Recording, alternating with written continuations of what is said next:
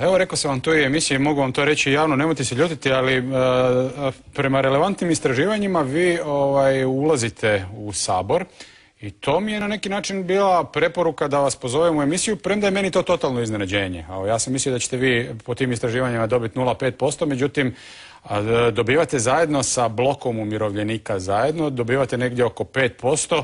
Jeste li vi osobno iznenađeni? Kažu, istraživanja su ovako i onako, ovdje se pozivam na ona koja su relativno relevantna i koja griješe u postotku 2, to se na kraju ispostavi. A tek ste prije 10 dana izašli sa inicijativom, dakle vašom ekonomskom i udruživanjem sa tim blokom umirovljenika. Ko su ti umirovljenici? Da, čak ovdje nije ni moje istraživanje imene spomenuto, ali budući da smo mi 5. i 6. mjesec pregovarali, hodali po cijeloj Hrvatskoj, držali predavanje, usaglašavali politiku, tada je već viđeno da ćemo mi, tada se očekivalo da ćemo mi ići skupa.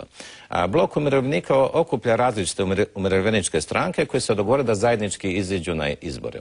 Oni su pogledali moj program i tamo gdje se radi o socijalnoj politici, oni su prepoznali sebe. Ali naš dogovor je bio da stabilne i sigurne rastuće mirovine isključivo proizlaze iz gospodarskog rasta. A kako je meni temeljna politika gospodarski rast kratkoročno, mi smo se dogovorili za politiku u gospodarskom rastu umirovljenici će sudjelovati sa određenim dijelom kod povećanja mirovina. S tim što u kratkom roku čak bi se moglo kod postojećeg proračuna preusmjeravanje sredstava, znači sredstava da se ove sadašnje mirovine ne da se zamrznu, nikako to ne dolazi u obzir, ne da se smanjuju, to još manje, nego čak da se povećaju. Jer odgovornost nas koji smo sposobni raditi, koji smo još u radnoj... Čega da se povećaju?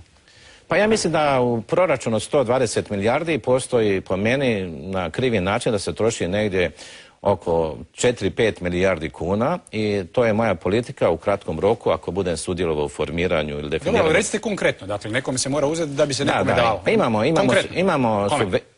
imamo subvencije 8 milijarda kuna najmanje koje baš ne daju se sve na ekonomski poljoprivreda? Brodogradnja?